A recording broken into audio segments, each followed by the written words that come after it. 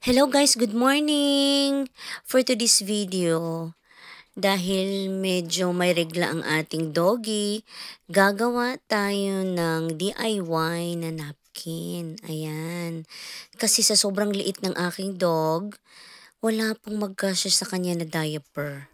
So, this is it. Gagawa tayo ng DIY diaper. So, ito na siya guys. Ito na siya. Okay. Lalagyan ni Mami. Oh, siya. Okay. Okay na. Alright. Alright. Lalagyan natin dyan. Okay. May siya mati.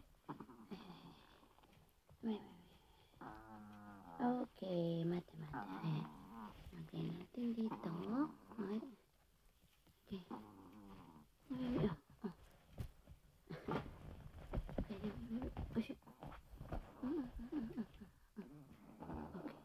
Opo.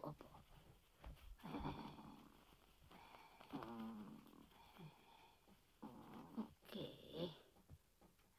Ayan guys. Ayan na siya.